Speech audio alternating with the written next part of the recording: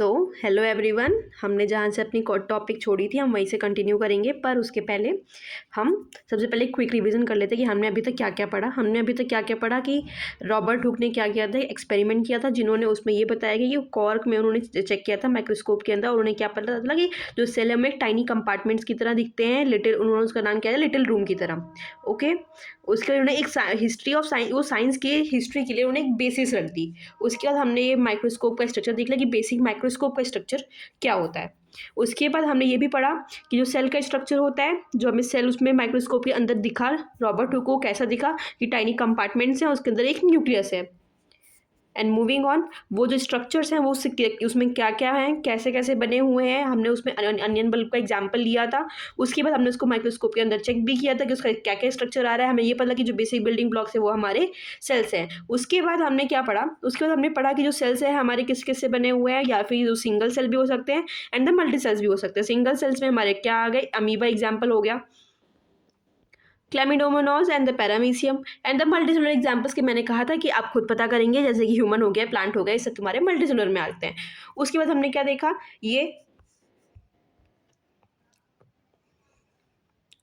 ये थोड़ी सी हिस्ट्री थी हमारी कि रॉबर्ट हुक ने कब क्या डिस्कवर किया, 1665 में डिस्कवर किया। उसके बाद लिवेनहुक आए, लिवेनहुक परकिंजी आए, परकिंजी के बाद क्या है, स्लाइडेन-शवाना, जिन्होंने सेल थ्योरी दिया।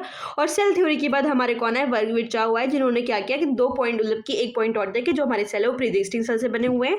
और उसके बाद स्लाइडेन-शवाना ने क्या बताया कि बेसिक वो हमारे जो सेल्स हैं, जो वो हमारी जो बॉडी है वो सेल से बनी हुई है, और बेसिक बिल्डिंग ब्लॉक्स कौन है, हमारी सेल्स है। तो हमने यहाँ तक पढ़ाई की। उसके बाद डिफरेंट सेल्स के बारे में हमने पता किया। प्लाज्मा मेम्ब्रेन में मूवमेंट कैसे होती है, सेल ऑर्गेनल्स के बारे में पता किया। प्लाज्मा मेम्ब्रेन में मूवमेंट कौन कौन सी है, प्लाज्मा और क्या सेल मेम्ब्रेन भी बोलते हैं। क्या क्या स्ट्रक्चर होता है, उसके अंदर वाटर और उसके अंदर वाटर और गैस का फ्लो किसके थ्रू होता है, डिफ्यूजन के थ्रू होता है। वाटर और तुम्हारे गैसेस कैसे मूव करते हैं, हाई कंसनट्रेशन से लोअर कंसनट्रेशन की ओर मूव करते हैं। तो अब हम यहाँ से स्टार्ट करेंगे, यहाँ से हमने यहाँ पे छोड़ा था, तो अब हम यहाँ से स्टार्ट करेंगे। What will happen if we put an animal cell or a plant cell into a solution of sugar or salt in water?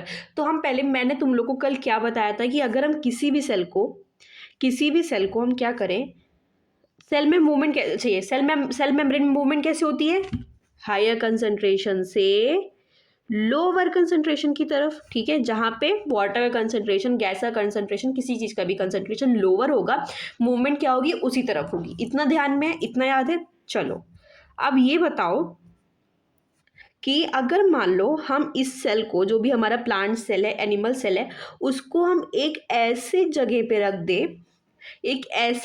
रख दे जहाँ पे उस सराउंडिंग का कंसंट्रेशन, ध्यान सुनना, उस सराउंडिंग का कंसंट्रेशन जो हो उसमें वाटर की कंसंट्रेशन कम हो। क्या हो, वाटर की कंसंट्रेशन सराउंडिंग में कम हो एज कंपेयर टू जो सेल की कंसंट्रेशन है। तो क्या होगा, ऑब्वियस ही बात है, अगर सराउंडिंग में वाटर की कंसंट्रेशन कम है तो जो सेल के अंदर जो वाटर की कंसंट्रेशन अगर ज़्यादा है और सराउंडिंग में वाटर की कंसंट्रेशन कम है, तो ऑब्वियस ही बात है, जो तुम्हारा वाटर है कहाँ से मूव करेगा, सेल से बाहर की ओर मूव करेगा। ठीक है, सेल से बाहर की ओर मूव करेगा। जब वाटर अपने से बाहर की ओर मूव करेगा तब इसमें पानी की कमी हो जाएगी, है कि नहीं, पानी की कमी हो जाएगी। तो पानी की कमी होने की वजह से क्या हो जाएगा, तो तुम्हारा सेल है वो कैसा हो जाएगा, श्रिंक हो जाएगा। कैसा हो जाएगा, श्रिंक हो जाएगा। ऐसे उसके अंदर सब सामान जब निकल गया, वाटर निकल गया, तो कैसा हो जाएगा, वो चिपक जाएगा, श्रिंक हो जाएगा। तो ये इतना समझ में आया। तो अब आगे सुनो, if the medium surrounding the cell has a higher concentration than the cell, meaning that the outside solution is very dilute मतलब क्या मतलब अच्छा, कंसनट्रेटेड और डाइल्यूट का मतलब क्या होता है? कंसनट्रेटेड का मतलब क्या होता है कि जिसमें वाटर की कंसंट्रेशन बहुत कम हो, और डाइल्यूट का मतलब क्या होता है? जिसमें वाटर की कंसंट्रेशन बहुत ज़्यादा हो। ठीक है, तो इसमें ये कह रहे हैं कि if the medium surrounding the cell has a higher concentration of water then the cell, cell के अंदर बाहर के कंपैरिजन में अंदर वाटर कम है। ठीक है, तो पहले साइड में समझ जाओ, जब बाहर कंसंट्रेशन तुम्हारा बाहर ज़्यादा है और सेल के अंदर कम है, तो मूवमेंट कहाँ से होगा? बताओ, मूवमेंट किधर से होगा? बाहर से अंदर की ओर ही तो होगा, क्योंकि बाहर में कंसंट्रेशन ज़्यादा है। और या फिर then the meaning that the outside solution is very dilute, जो मतलब आउटसाइड का जो कंडीशन है वो बहुत डाइल्यूट है। डाइल्यूट का मतलब क्या है? कि बाहर वाटर का कंसंट्रेशन बहुत ज़्यादा है। डाइल्यूट का मतलब होता है कि वाटर कंसंट्रेशन ज़्यादा होना। The cell will gain water by osmosis, तो वही सिंपल सी बात है कि बाहर से वाटर क्या होगा? सेल के अंदर आना शुरू कर देगा। हर जगह से वाटर जो होगा अंदर आने लगेगा। क्यों आने लगेगा? बाहर का कंसंट्रेशन वाटर का ज़्यादा है, और हमने पढ़ा ऑस्मोसिस में क्या होता है? हायर कंसंट्रेशन से लोअर कंसंट्रेशन की तरफ मूव करता है। तो इसी सॉल्यूशन को हम क्या बोलेंगे? Hypotonic solution. Hypotonic solution, hypotonic solution हम कब बोलेंगे?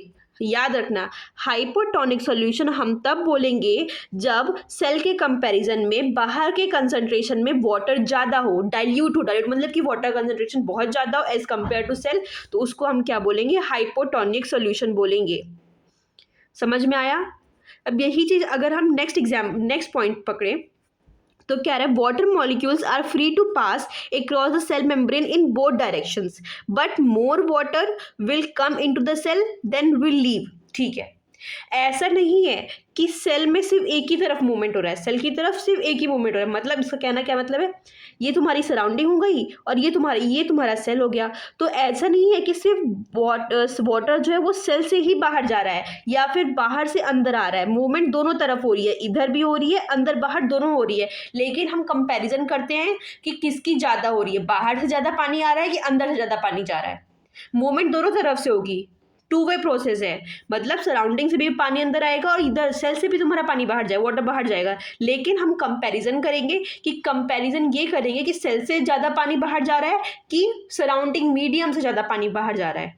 समझ में आया? तो इनका कहना वही है कि water molecules are free to pass across the cell membrane. Water molecules free हैं अपने सेल मेम्ब्रेन से बाहर निकलने के लिए in both direction. Both directions मतलब सराउंडिंग से जो तुम्हारी सराउंडिंग है, सराउंडिंग से वाटर अंदर आ भी रहा है और सेल में जा भी रहा है। समझ में आ गया?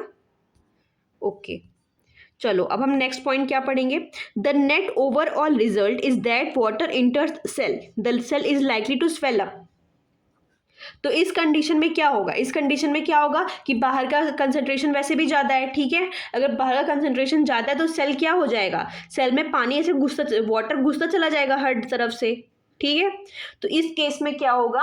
ये एकदम फूल जाएगा। जैसे किशमिश देखा है आपने, रेजिन्स देखे होंगे, किशमिश देखे होंगे, मम्मी जब फुलाती होंगी, तो जब अगर तुम्हारी मम्मी उसको बहुत देर तक किसी पानी में रख दें, ठीक है, पानी में फुला के रख दे, तो क्या होगा? वो फूल जाती है कि नहीं फूल जाती है? अपने नॉर्मल स्ट्रक्चर से फूल जाती है। तो वही सेम चीज में हो रहा है कि बाहर से पानी अंदर की ओर आ रहा है, इसलिए वो स्वेल हो जाएगा। ठीक है, अगेन फिर हमने क्या पॉइंट लिया? नेक्स्ट सेकंड पॉइंट हमारा क्या? If the medium was exactly the same water concentration as a cell. चलो ठीक है, ये हमारा सेल हो गया, ये नहीं, ये हमारा सेल हो गया और ये हमारा बाहर का मीडियम हो गया। ठीक है, अब ये कह रहे हैं कि बाहर भी वाटर कंसंट्रेशन सेम है, अंदर का भी वाटर कंसंट्रेशन सेम है। तो तुम ही लॉजिक लगाओ, तो क्या होगा? ना वाटर बाहर से उधर जाएगा, ना ये इधर से इधर आएगा, कोई मूवमेंट नहीं होगा, कोई मूवमेंट नहीं होगा। तो क्या है? इफ द मीडियम वो has exactly the same water concentration as the cell, there will be no net movement of water across the cell membrane. Such a solution is known as isotonic solution. अभी हमने ऊपर कौन सा solution पढ़ा? Hypotonic solution पढ़ा। हमने कौन सा सॉल्यूशन पढ़ा? हाइपोटोनिक सॉल्यूशन पढ़ा। और इधर हम कौन सा सॉल्यूशन पढ़े? आइसोटोनिक। ये हमेशा याद रखना, आइसोटोनिक मतलब कोई मूवमेंट नहीं हो रहा है, ना वाटर का कोई मूवमेंट नहीं हो रहा है। हाइपोटोनिक कंसंट्रेशन में क्या है कि बाहर का कंसंट्रेशन बहुत ज़्यादा है, इसलिए वाटर कंसंट्रेशन बहुत ज़्यादा है बाहर में, इसलिए वाटर कहाँ से मूव कर रहा है? बाहर से अंदर की ओर मूव कर रहा है।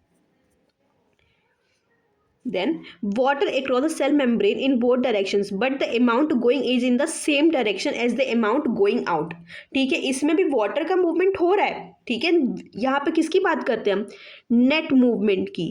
किसकी? नेट मूवमेंट की, मतलब कंपैरिजन करते हैं। तो इसमें कंपैरिजन क्या हो रहा है कि अगर बाहर का कंसंट्रेशन और अंदर का कंसंट्रेशन सिमिलर होगा तो क्या होगा? बाहर का कंसंट्रेशन भी सिमिलर, सेल का भी कंसंट्रेशन सिमिलर है, तो जितना, इसका मतलब क्या है, जितना इधर से पानी बाहर जा रहा है उतना उधर से पानी अंदर आ रहा है। तो दोनों को अगर हम सब्सट्रैक्ट करते हैं, इनका डिफरेंस निकालेंगे तो हमें कितना मिल रहा है? नेट मूवमेंट कितना मिल रहा है? 0 मिल रहा है। नेट मूवमेंट 0 मिल रहा है। इसी वजह से क्या है कि इनका हमें पता नहीं चल पा रहा है, इनमें कंपैरिजन हो ही नहीं पा रही है। क्यों? क्योंकि दोनों तरफ से जो मूवमेंट हो रहे हैं वो इक्वल हो रहे हैं। नेट मूवमेंट 0 है, कोई हमें कंपैरिजन नहीं देखने को मिल रहा है। इसका मतलब ये है कि दोनों तरफ का कंसंट्रेशन क्या है? इक्वल है, और उसको हम लोग क्या बोलेंगे? Isotonic solution. क्या बोलेंगे? Isotonic solution. Now, if the medium has a lower concentration of water than the cell, meaning that it is a very concentrated solution। अब ये बताओ, if the medium has a lower concentration, अभी तो हमने ऊपर पढ़ा कि सबसे ज़्यादा होगा, दूसरे में इक्वल होगा, तीसरे में क्या होगा? अगर बाहर का कंसंट्रेशन और अंदर के कंसंट्रेशन में क्या है कि अगर बाहर के कंसंट्रेशन में वाटर बहुत ही कंसंट्रेटेड है, मतलब सोल्यूशन बहुत ही कंसंट्रेटेड है, उसमें वाटर की बहुत कमी है, वाटर की कमी है, और अंदर वाटर की कमी ज़्यादा है, तो क्या होगा? अंदर वाटर ज़्यादा है और बाहर क्या है? वाटर कम है, तब क्या होगा? मूवमेंट क्या होगा? अंदर से बाहर की ओर मूव करेगा। अब ये बताओ, जब वाटर अंदर से, सेल के अंदर से बाहर की ओर मूव करेगा तो क्या होगा? बताओ क्या होगा?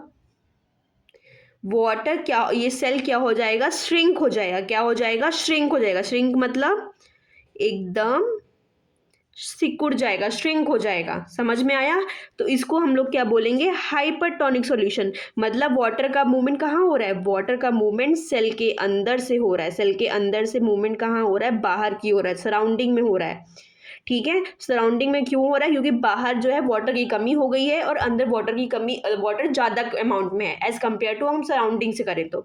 इसलिए बाहर मूवमेंट कहाँ से हो रहा है? हायर कंसंट्रेशन से लोअर कंसंट्रेशन की ओर। मतलब क्या हो रहा है? If the medium has a lower concentration of water then the cell, meaning it is very concentrated. बाहर का सॉल्यूशन जो है बहुत ही कंसंट्रेटेड है। कंसंट्रेटेड का मतलब क्या है कि बाहर वाटर कंसंट्रेशन बहुत कम है। ठीक है, मैंने तुमको पहले ही बताया कि डाइल्यूट और कंसंट्रेटेड का क्या डिफरेंस है। डाइल्यूट मतलब जिसमें वाटर बहुत ज़्यादा हाई अमाउंट में प्रेजेंट है, और कंसंट्रेटेड में मतलब क्या डिफरेंस है कि उसमें वाटर की बहुत ही कमी है। तो मतलब बाहर के सराउंडिंग में वाटर बहुत ही कम अमाउंट में है, तो वाटर कहाँ से मूव करेगा? अंदर से बाहर की ओर मूव करेगा, और इसको हम लोग क्या बोलेंगे? Hypertonic solution. समझ में आया? चलो, again water crosses the cell membrane in both directions but this time more water leaves the cell than enter। वही मैंने बताया कि मुंह में हम क्या चेक कर रहे हैं? हम नेट मूवमेंट चेक कर रहे हैं। मूवमेंट दोनों तरफ से हो रही है, इधर से भी हो रही है और इधर से भी हो रही है, लेकिन हम बस कंपैरिजन करते हैं कि ज़्यादा किससे हो रही है। अब ये बताओ, बाहर कंसंट्रेशन क्या है? वाटर का कम है, तो ज़्यादा मूवमेंट किस तरफ होगी? इधर से सराउंडिंग की तरफ होगी। ठीक है, Therefore the cell will shrink। अब जब सेल से तुम्हारा वाटर बाहर की ओर निकला तो सेल तुम्हारा कैसा हो जाएगा? श्रिंक हो जाएगा, मतलब सिकुड़ जाएगा, एकदम ऐसे हो जाएगा। उसका मास निकल उसमें उसका मास कम हो जाएगा, उसमें से वाटर निकल गया तो उसका मास कम हो गया, तो कैसे? श्रिंक हो जाएगा। ठीक है, Therefore, the cell will shrink. Thus, osmosis is a special case of diffusion through a selectively permeable membrane। मैंने पहले बताया था कि गैसेस के केस में क्या होता है? डिफ्यूजन होता है, लेकिन अगर हम वाटर के बारे में बात करेंगे तो उसमें क्या होगा? ऑस्मोसिस होगा। ऑस्मोसिस और डिफ्यूजन में कोई डिफरेंस नहीं है, बस डिफ्यूजन हम गैसेस के लिए बात करते हैं, जबकि हम ऑस्मोसिस जो होगा वाटर के मूवमेंट के लिए बात करेंगे। और दोनों का ही मूवमेंट किससे होगा? दोनों का ही मूवमेंट हमारा सिलेक्टिवली परमिएबल मेम्ब्रेन से होगा। ये हमेशा याद रखना, डेफिनेशन आए कुछ भी आए, ये हमेशा याद रखना कि ऑस्मोसिस और डिफ्यूजन किससे हो रहा है? सिलेक्टिवली परमिएबल मेम्ब्रेन से हो रहा है, और हायर कंसंट्रेशन से लोअर कंसंट्रेशन की ओर हो रहा है। नाउ अनदर एक्टिविटी, इसमें हमने क्या किया है? वही सेम चीज हमने इसमें भी किया है। कुछ नहीं, हमने एक एग को लिया है जिसको हमने एक डाइल्यूट हाइड्रोक्लोरिक एसिड में डिसॉल्व कर दिया है। The shell is mostly calcium carbonate. A thin outer skin now encloses the egg. Put the egg in pure water and observe after 5। पहले हमने उसको किस में डाला? पहले हमने उसको हाइड्रोक्लोरिक एसिड में डाला। ठीक है, डाइल्यूट हाइड्रोक्लोरिक एसिड। डाइल्यूट मतलब कि उसमें वाटर का कंसंट्रेशन ज़्यादा है as compare to hydrochloric acid. और फिर उसके बाद, और ये तुम लोगों को पता है जो शेल है वो किससे बना होता है, कैल्शियम कार्बोनेट से बना होता है। अब उसके बाद हमने आउटर स्किन को फिर से इनक्लोज कर दिया और फिर से उसको एग को हमने किस में रख दिया, प्योर वाटर में। एंड ऑब्जर्व आफ्टर 5 मिनट्स, हमने 5 मिनट्स बाद उसको ऑब्जर्व किया तो क्या हुआ, the egg swells because water passes into it by osmosis. क्या होगा, because water passes into it by osmosis. तो हमने क्या किया, हमने एक एग लिया, एग को हमने डाइल्यूट HCl में डाल दिया। डाइल्यूट HCl में डाल दिया मतलब उसमें वाटर का कंसंट्रेशन बहुत ज़्यादा है। अब जब वाटर कंसंट्रेशन ज़्यादा है तो वो किधर मूव करेगा, एग की तरफ मूव करेगा, क्योंकि हमें जाहिर सी बात पता है कि एग में वाटर कंसंट्रेशन बाहर से कम ही होगा। तो वाटर कैसे मूव करेगा, HCl, जो हमारा HCl वाला सॉल्यूशन है उससे वाटर की ओर मूव करेगा और इससे क्या हो जाएगा, वो स्वेल हो जाएगा। स्वेल का मतलब है वो फूल जाएगा। ठीक है, place a similar D-shelled egg in a concentrated salt solution and observe for 5 minutes. D-shelled मतलब उसका मतलब कि वो शेल निकाल के हम उसको किस में डालें, सॉल्ट सॉल्यूशन में डालें। किसमें, सॉल्ट सॉल्यूशन। सॉल्ट सॉल्यूशन मतलब हमने वाटर और सॉल्ट को मिक्स किया है और उसको फिर सॉल्ट सॉल्यूशन बना के उसको उसमें हमने एग को प्लेस कर दिया है। ठीक है, अब उसमें क्या होगा, अब देखो बाहर सॉल्ट की कंसंट्रेशन ज़्यादा है, सॉल्ट सॉल्यूशन है तो ऑब्वियस ही बात है कि सॉल्ट की कंसंट्रेशन ज़्यादा होगी। तो क्या होगा, वाटर जो होगा, अब एज कम्पेयर टू एग में जो होगा वाटर, वो मतलब ज़्यादा अमाउंट में होगा एज कम्पेयर टू बाहर की सराउंडिंग से। क्यों, क्योंकि वो सॉल्ट सॉल्यूशन है, सॉल्ट सॉल्यूशन में ऑब्वियस ही बात है कि सॉल्ट की कंसंट्रेशन ज़्यादा होगी। जब सॉल्ट की कंसंट्रेशन ज़्यादा होगी तो तुम्हारी वाटर की कंसंट्रेशन क्या होगी, कम होगी। तो इसीलिए तुम्हारा क्या होगा, एग से जो पानी है, जो एग से वाटर है, वो किस तरफ फ्लो करेगा, बाहर की ओर मूव करेगा, सराउंडिंग की ओर मूव करेगा। और सराउंडिंग की ओर मूव करने के चक्कर में क्या हो जाएगा, वो श्रिंक हो जाएगा, मतलब एकदम उसमें से पूरा पानी निकल जाएगा तो एकदम मतलब श्रिंक हो जाएगा, सिकुड़ जाएगा, ऐसे शेप में हो जाएगा। ठीक है, तो ये इसका है। हाँ, the egg shrinks Y water passes out of the egg solution into the salt solution because the salt solution is more concentrated। more concentrated का मतलब क्या है कि उसमें वाटर की कंसंट्रेशन बहुत ही कम है। ठीक है, now the next activity is as same. अगर किसी को कोई दिक्कत हो please pin down it in the comment, मैं इसको क्लियर कर दूंगी। सेम एक्टिविटी है, किसी को कोई दिक्कत हो प्लीज़ मुझे बताना। अब आते हैं नेक्स्ट टॉपिक पे, unicellular fresh water organisms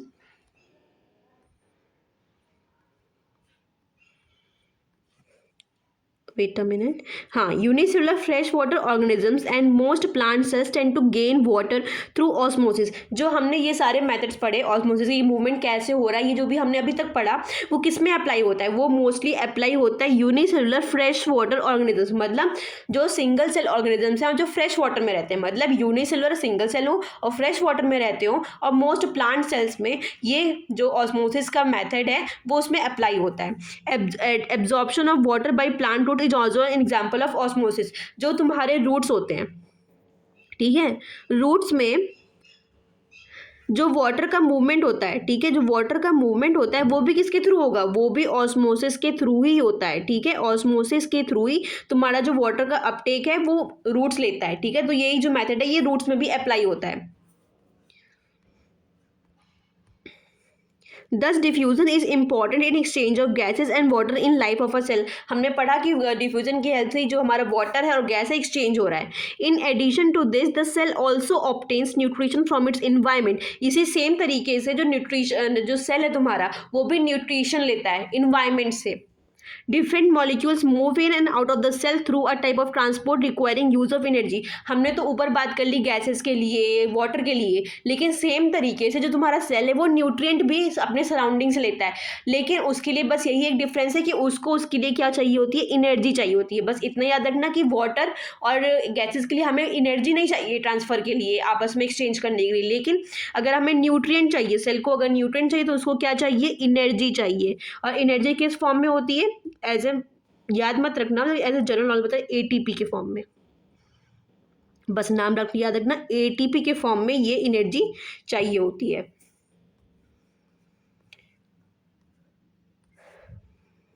now the plasma membrane is flexible. हम ये याद रखना कि जो प्लाज्मा मेम्ब्रेन है वो बहुत फ्लेक्सिबल है। कैसे फ्लेक्सिबल है, अब तुम्हें देखो वाटर निकल रहा है सेल से तो क्या वो फ्लैसिड हो जा रहा है, वाटर अंदर आ रहा है तो एकदम स्वेल्ड हो जा रहा है, तो मतलब उसमें फ्लेक्सिबिलिटी है, फ्लेक्सिबिलिटी है तभी तो उसमें शेप चेंज हो रहा है कि नहीं। वाटर निकल रहा है तो श्रिंक हो रहा है, और वाटर अंदर आ रहा है तो क्या हो रहा है, स्वेल हो जा रहा है। तो मतलब उसके अंदर फ्लेक्सिबिलिटी है कि वो अपनी जो शेप है वो चेंज कर सकता है, फ्लेक्सिबल इसी का मतलब है।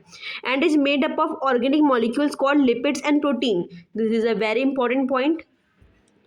जो तुम्हारा सेल है, सेल मेम्ब्रेन है, वो किससे बना हुआ है, वो बना हुआ है लिपिड से और प्रोटीन से। और ये जो लिपिड्स और प्रोटीन है यही इसको क्या करते हैं, फ्लेक्सिबिलिटी प्रोवाइड करते हैं। However we can observe the structure of the plasma membrane only through an electron microscope. लेकिन हम अगर हमें ऑब्जर्व करना है प्लाज्मा मेम्ब्रेन के स्ट्रक्चर को तो हम कैसे करेंगे, इलेक्ट्रॉन माइक्रोस्कोप के हेल्प से करेंगे। The flexibility of the cell membrane also enables the cell to engulf in food and other materials from an external environment। मैंने पहले बताया कि न्यूट्रिएंट भी जो सेल होता है वो न्यूट्रिएंट कैसे लेता है, ऑस्मोसिस या डिफ्यूजन की हेल्प से ही लेता है, जो प्लाज्मा मेम्ब्रेन के थ्रू होके जाते हैं। प्लाज्मा मेम्ब्रेन की जो फ्लेक्सिबिलिटी है उसी की हेल्प से क्या होता है, जो सेल मेम्ब्रेन है, जो सेल मेम्ब्रेन की फ्लेक्सिबिलिटी उसी की हेल्प से जो कई सारे ऑर्गेनिजम्स हैं वो अपना न्यूट्रिएंट इन्वायरमेंट से लेते हैं। कैसे लेते हैं, इनगल्फ कर लेते हैं। इनगल्फ मतलब इनगल्फ मतलब अपने अंदर ट्रांसफर कर लेते हैं। मान लो ये तुम्हारा न्यूट्रिएंट है और ये तुम्हारा सेल है, तो सेल मेम्ब्रेन के पास ये फ्लेक्सिबिलिटी है कि वो इसको भी अपने अंदर ले ले। ये एक न्यूट्रिएंट है,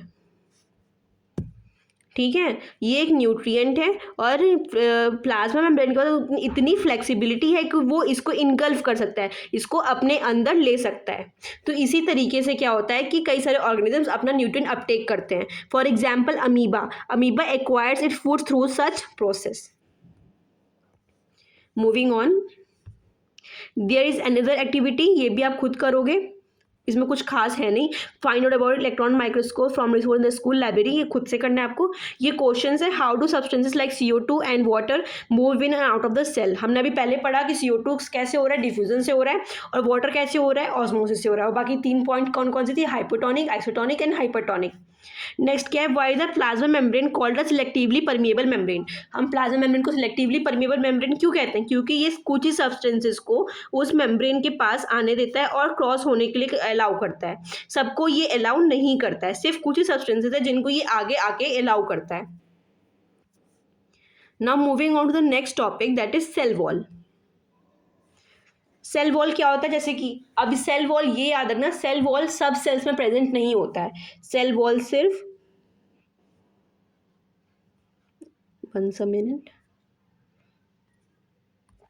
सेल वॉल सिर्फ प्लांट्स में प्रेजेंट होता है या कुछ स्पेसिफिक फंजाई हैं,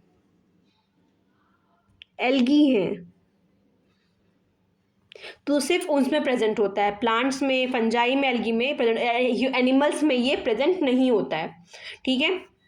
अब सेल वॉल होता क्या है, हमने अभी तक ये पढ़ा कि जो तुम्हारा सेल है उसकी आउटर कवरिंग को हम लोग क्या बोलते हैं, प्लाज्मा मेम्ब्रेन बोलते हैं। लेकिन ये एक एक्सेप्शन है कि प्लांट के केस में, प्लांट्स, फंजाई और कई सारे कुछ एल्गी के केस में क्या होता है कि जो आउटर कवरिंग होती है वो क्या होती है, सेल वॉल होती है, ना कि सेल मेम्ब्रेन होती है। उसके नेक्स्ट जो कवरिंग होती है वो होती है हमारी सेल मेम्ब्रेन, लेकिन उसके पहली कवरिंग, जब सबसे फर्स्ट कवरिंग होती है वो क्या होती है, सेल वॉल, ठीक है। उससे कंफ्यूज मत होना। अगर प्लांट के केस में पूछेगा तो सबसे आउटर कवरिंग क्या है, सेल वॉल है। अगर एनिमल के केस में पूछेगा कि आउटर कवरिंग क्या है तो वो क्या है, सेल मेम्ब्रेन या प्लाज्मा मेम्ब्रेन है। Plant cells in addition to the plasma membrane have another rigid outer covering called the cell wall।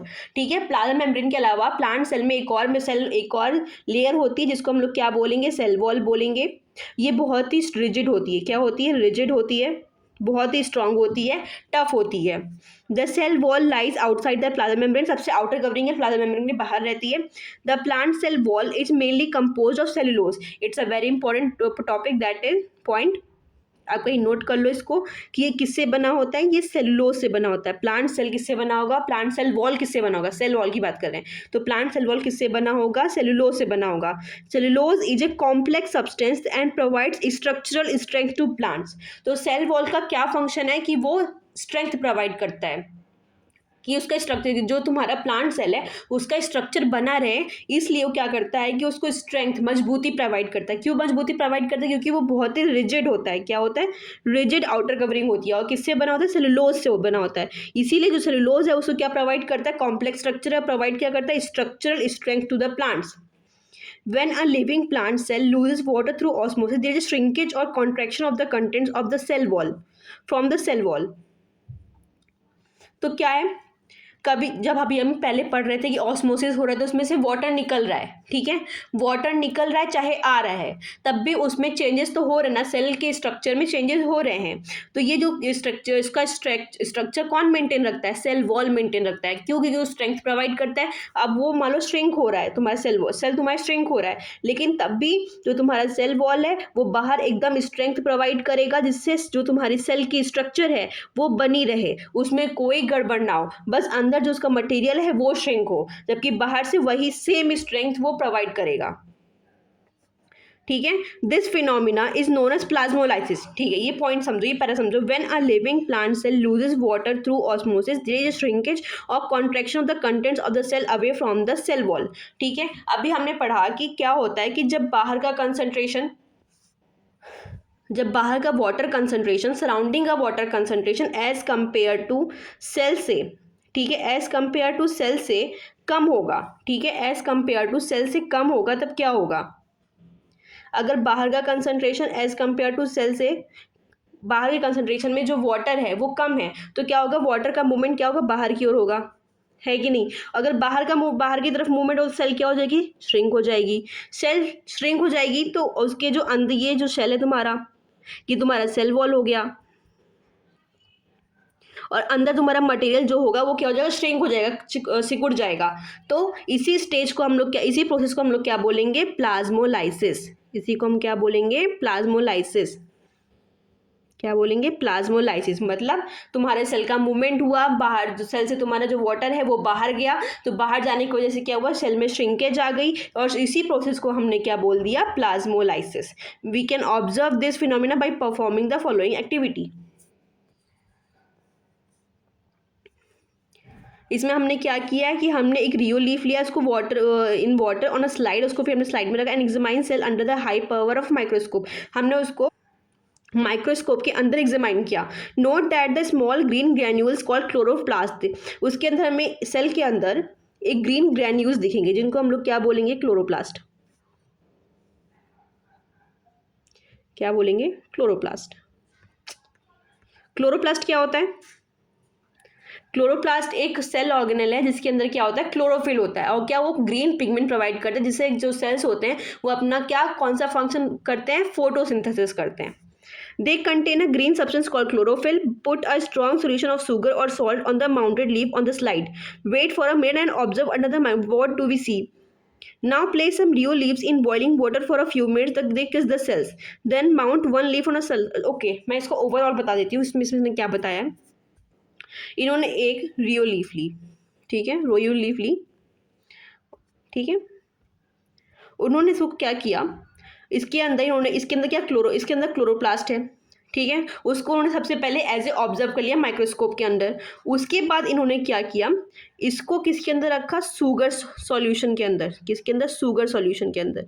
अब शुगर सॉल्यूशन के अंदर रखा होगा तो क्या होगा? मूवमेंट किधर होगा? बाहर से अंदर की ओर मूवमेंट होने लगेगा, तो सेल कैसा हो जाएगा? श्रिंक हो जाएगा, क्योंकि वाटर का मूवमेंट बाहर से अंदर हो रहा है। लेकिन अगर यही चीज़ तुम बॉइलिंग से पहले, और यही तुम सेकंड केस सेकंड लो, और तुम इस सेल को एक बॉइलिंग वाटर में रख दो, ठीक है, इससे क्या होगा? इसका जो सेल है वो मर जाएगा, डेड सेल।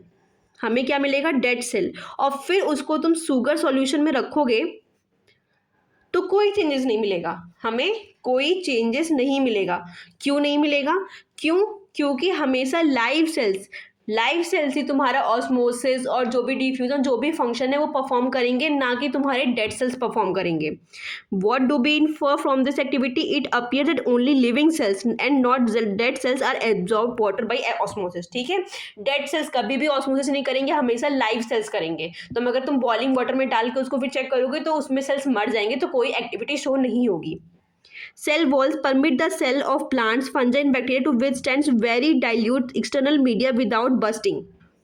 इसमें उन्होंने क्या बताया कि जो सेल वॉल है वही मतलब स्ट्रेंथ प्रोवाइड करता है, स्ट्रक्चरल सपोर्ट प्रोवाइड करता है जब भी तुम्हारा वेरी डाइल्यूट कंडीशन है, वेरी डाइल्यूट मतलब हाइपोटोनिक कंडीशन है, मतलब तुम्हारा क्या हो रहा है, बाहर का कंसंट्रेशन बहुत ज़्यादा है, वाटर का कंसंट्रेशन बाहर बहुत ज़्यादा है और सेल का कंसंट्रेशन बहुत कम है, तो मूवमेंट क्या होगा, बाहर से अंदर की ओर होगा, और जब बाहर से अंदर की ओर होगा तो जो तुम्हारा सेल होगा क्या होगा, स्वेल हो जाएगा, एकदम फूल जाएगी, वाटर कंसंट्रेशन अंदर चला अंदर हो रहा है, वाटर का मूवमेंट अंदर की ओर हो रहा है तो ये फूल जाएगा।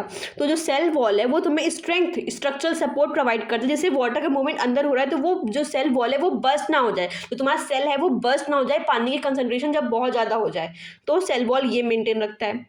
पहला फंक्शन तो ये हो गया।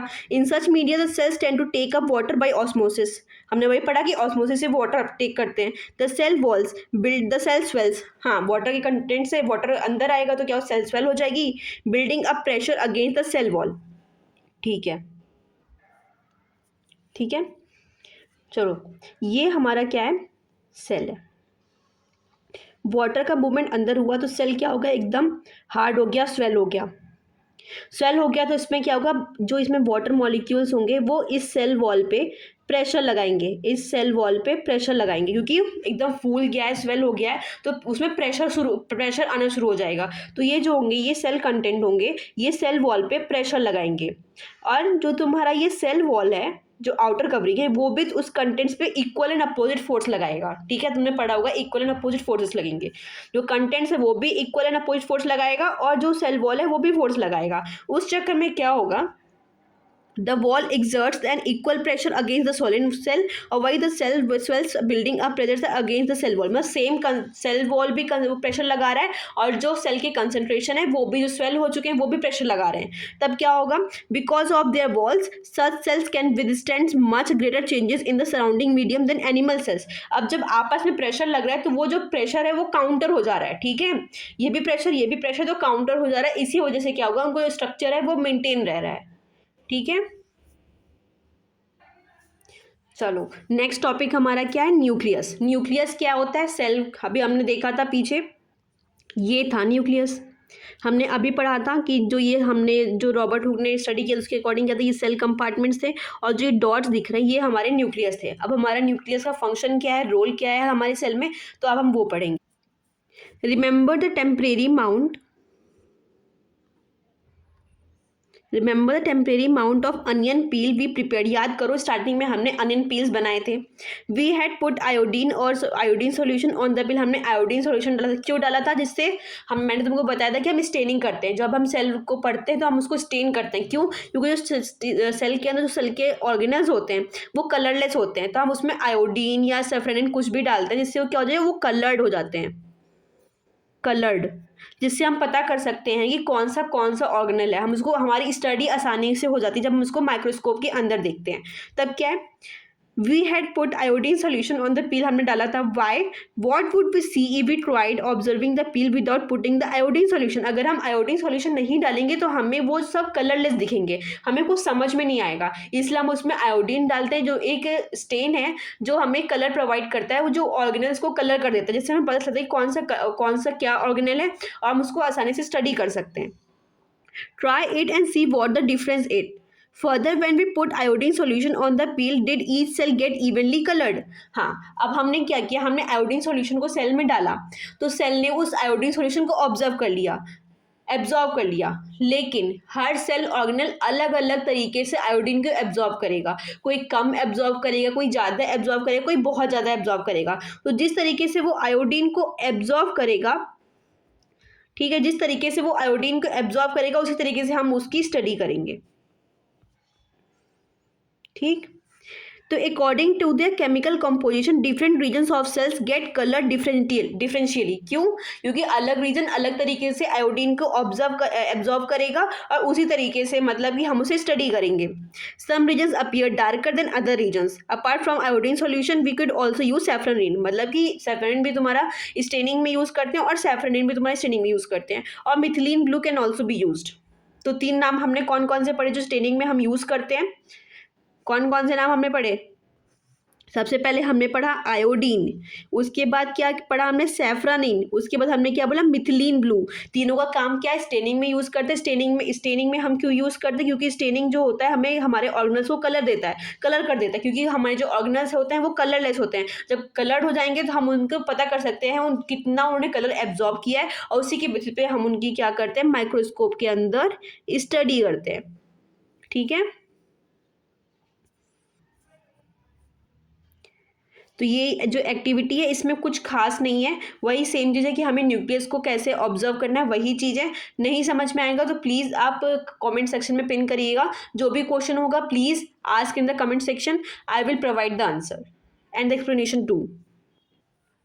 हाँ, तो हमें इस एक्सपेरिमेंट से जो ऊपर एक्टिविटी है उससे हमें क्या मिलेगा, हम माइक्रोस्कोप के अंदर देखेंगे तो हमें क्या मिलेगा, डार्कली कलर्ड स्फेरिकल और ओवल लाइक डॉट स्ट्रक्चर मिलेगा at the centre of the each cell.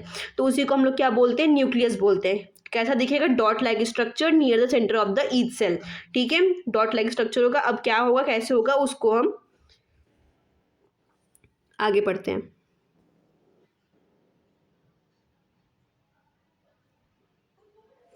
The nucleus has The nucleus has a double layered covering called nuclear membrane. Okay, जो न्यूक्लियस है उसकी क्या होगी, डबल लेयर कवरिंग हो। जैसे मान लो ये न्यूक्लियस है तुम्हारा, ठीक है, और इसकी एक डबल लेयर्ड कवरिंग होगी, उसको हम लोग क्या बोलेंगे, न्यूक्लियर मेम्ब्रेन बोलेंगे। क्या बोलेंगे, न्यूक्लियर मेम्ब्रेन। और इसके छोटे छोटे से पोर्स होंगे, ठीक है, छोटे छोटे पोर्स होंगे, और इन्हीं पोर्स के थ्रू जो तुम्हारा मटेरियल ट्रांसफर होगा कहाँ, साइटोप्लाज्म में। साइटोप्लाज्म में क्या होता है अभी हम आगे पढ़ेंगे, लेकिन जो ये पोर्स है इसी के थ्रू तुम्हारे जो मटेरियल्स हैं वो न्यूक्लियस से साइटोप्लाज्म की ओर और साइटोप्लाज्म में न्यूक्लियस की ओर आते हैं। हाँ, the nucleus membrane has pores which allows the transfer of material from inside the nucleus to its outside, that is to the cytoplasm. Okay, the nucleus contains chromosomes which are visible as rod shaped structures only when the cell is about to divide। तो chromosome क्या होता है, मान लो ये तुम्हारा nucleus है, ठीक है, ये तुम्हारा क्या हो गया, न्यूक्लियस हो गया, और न्यूक्लियस के अंदर ऐसे रॉड शेप्ड स्ट्रक्चर्स होते हैं, ठीक है, जिनको हम लोग क्या बोलेंगे, क्रोमोसोम्स। ठीक है, और ये जो क्रोमोसोम्स होते हैं ये अब स्टार्ट जब ये डिवाइड होंगे तब तो वो ऐसे दिखेंगे, लेकिन जब वो डिवाइड नहीं हो रहे हैं तो कैसे दिखेंगे, तब वो ऐसे दिखेंगे।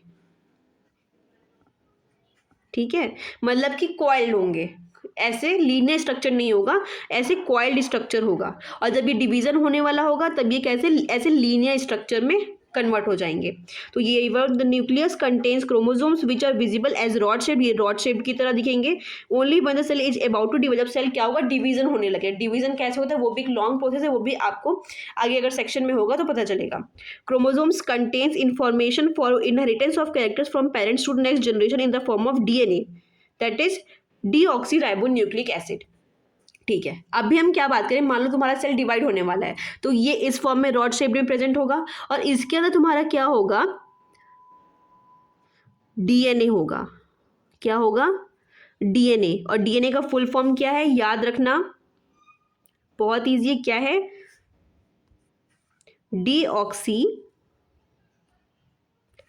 Deoxy ribonucleic acid. ठीक है, डीएनए का फंक्शन क्या है, डीएनए जो है वो इसी के अंदर, जो तुम्हारा क्रोमोसोम है उसके अंदर प्रेजेंट होता है, और ये तुम्हारा क्या करता है, जेनेटिक मटेरियल कंटेन करता है। जेनेटिक मटेरियल, जेनेटिक मटेरियल का क्या मतलब है, जो तुम्हारे अंदर कैरेक्टर्स आएंगे, ठीक है, तुम्हारे अंदर कौन कौन से फीचर्स आएंगे उनके लिए रिस्पॉन्सिबल होता है। डीएनए के अंदर वो सारे इन्फॉर्मेशन होते हैं जो तुम्हारे अंदर दिखेंगे, जो तुम्हारे अंदर तुम्हारे पेरेंट्स से तुम्हारे अंदर आएंगे। ठीक है, तो क्रोमोसोम, न्यूक्लियस के अंदर क्या हो गया तुम्हारा, क्रोमोसोम, और क्रोमोसोम के अंदर तुम्हारा क्या हो गया, डीएनए। ठीक है, और क्रोमोसोम कैसा होगा, रॉड शेप्ड होगा। रॉड शेप्ड कब होगा, जब डिवीजन हो रहा होगा, उसके पहले वो कैसा होगा, एक सुपर कॉइल्ड स्ट्रक्चर की तरह। ठीक है, सुपर कॉइल्ड स्ट्रक्चर की तरह ऐसे होगा। ठीक है, now again, chromosomes are composed of DNA and protein. ठीक है, जो हमारे ये क्रोमोसोम्स हैं, एक तो मैंने बताया कि डीएनए से बने हुए हैं, प्लस ये इसमें कौन सी प्रोटीन्स है, इसमें प्रोटीन्स भी प्रेजेंट होते हैं। तो दोनों याद रखना, डीएनए प्लस प्रोटीन से क्रोमोसोम तुम्हारे बने होंगे। DNA molecules contains the information necessary for the constructing and organising cells. तो डीएनए ही देखो हर चीज के लिए कोई ना कोई रिस्पॉन्सिबल है। तो तुम्हारे अंदर कौन से फीचर्स होंगे, क्या क्या काम होगा, क्या क्या होगा, ये सबका रिस्पॉन्सिबल कौन होगा, डीएनए होगा। क्यों? डीएनए के अंदर सारे इंफॉर्मेशन उसी में स्टोर होते हैं। डीएनए में ही सारे इंफॉर्मेशन स्टोर होगा कि तुम्हारा फीचर क्या होगा, तुम्हारी सेल कैसे वर्क करेगी, ऑर्गेनाइजेशन क्या होगा, तुम्हारी बॉडी की एक एक फीचर, एक एक इंफॉर्मेशन किस में स्टोर होगा, डीएनए में। और डीएनए का फुल फॉर्म क्या होता है, deoxyribonucleic acid. Functional segments of DNA are called genes. अब हम आते हैं इसके बारे में, डीएनए के बारे में बात करते हैं। हमने ये बात कर लिया कि न्यूक्लियस के अंदर क्रोमोसोम है और क्रोमोसोम के अंदर डीएनए है। अब डीएनए मान लो ये स्ट्रक्चर है तुम्हारा डीएनए का, ठीक है। डीएनए के अंदर ये इंफॉर्मेशन होती है, इसके अंदर ऐसे ऐसे ऐसे ऐसे इंफॉर्मेशन होती है, और जो ये इंफॉर्मेशन है उसी को हम लोग क्या बोलते हैं, जीन्स। क्या बोलते हैं, जीन्स। तो वही बोल, DNA molecules contains the information necessary for constructing organising cells. Functional segments, functional segment मतलब जो सेगमेंट फंक्शन कर रहे हैं, जो रिस्पॉन्सिबल है किसी चीज के लिए, किसी फंक्शन, किसी कैरेक्टर के लिए, किसी इंफॉर्मेशन के लिए, तो उनको हम लोग क्या बोलेंगे, genes. In a cell which is not dividing, in a cell which is not dividing, this DNA is present as a part of chromatin material। ठीक है, जो डीएनए मॉलिक्यूल है ये, in a cell which is not dividing, in a cell which is not dividing, this DNA is present as a part of a chromatin material। वो किसके form में present होगा, chromatin material. Chromatin material क्या होता है, जैसे कि मान लो ये तुम्हारा न्यूक्लियस है, इसके अंदर तुम्हारा क्रोमोसोम होगा, लेकिन chromosome as a rod shaped कब प्रेजेंट होगा, जब वो डिवाइड कर रहा होगा, जब सेल तुम्हारी डिवाइड होने वाली होगी। लेकिन जब तुम्हारी सेल डिवाइड नहीं हो रही है तो किस फॉर्म में प्रेजेंट होगा, मैंने बताया कॉइल्ड स्ट्रक्चर्स। इन्हीं को हम लोग क्या बोलते हैं, क्रोमेटिन फाइबर्स। क्या बोलेंगे, क्रोमेटिन। और जो तुम्हारा डीएनए है वो इन्हीं क्रोमेटिन में, इन्हीं क्रोमेटिन में प्रेजेंट होगा। ठीक है, chromatin material is visible and entangled, is visible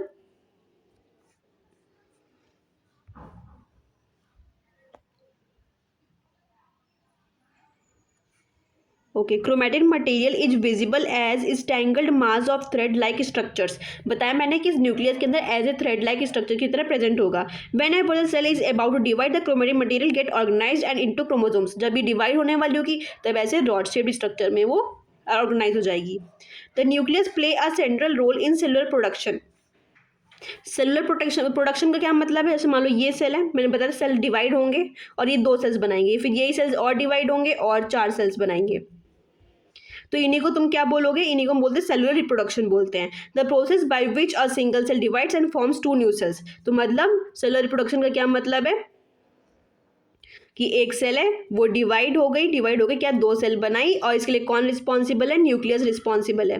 the process by which a single cell divides and forms 2 new cells. It also plays a crucial part along with the environment in determining the way the cell will develop and what form it will exhibit it at maturity by directing the chemical activities of the cell।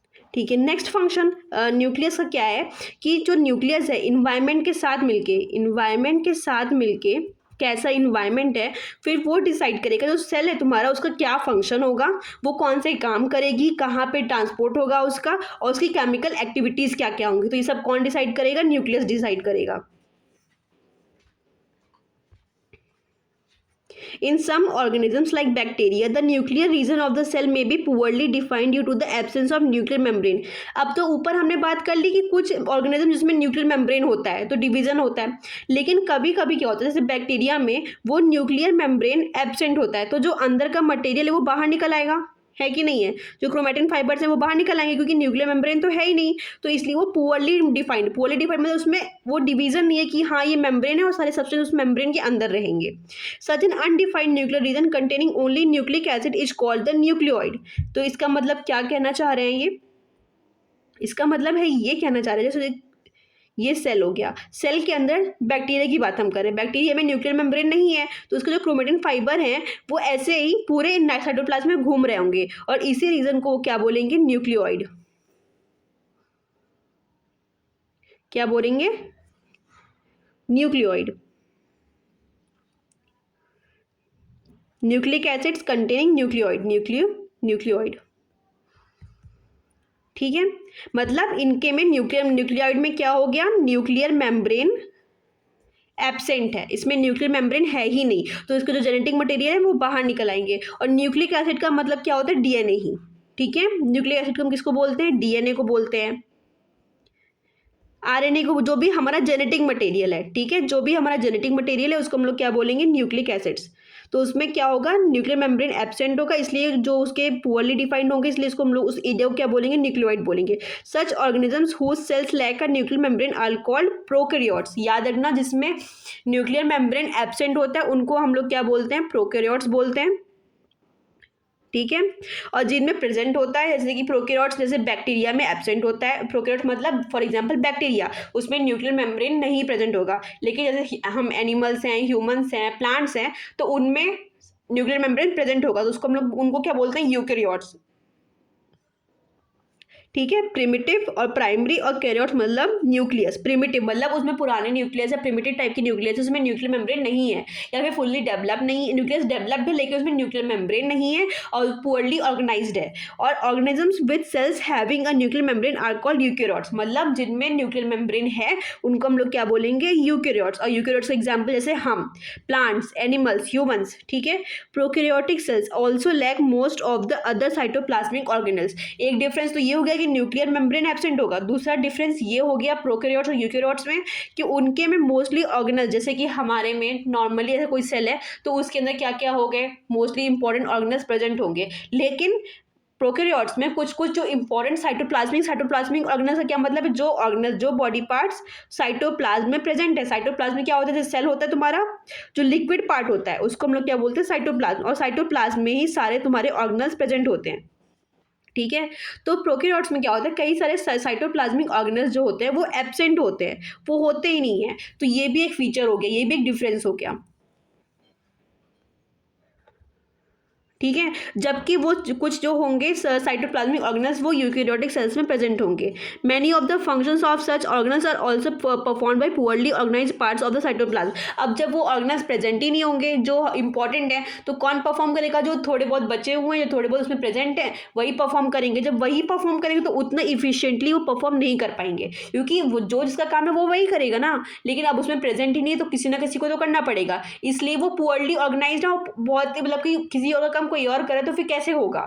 ठीक है, the chlorophyll in photosynthetic prokaryotic bacteria is associated with membranes vesicles.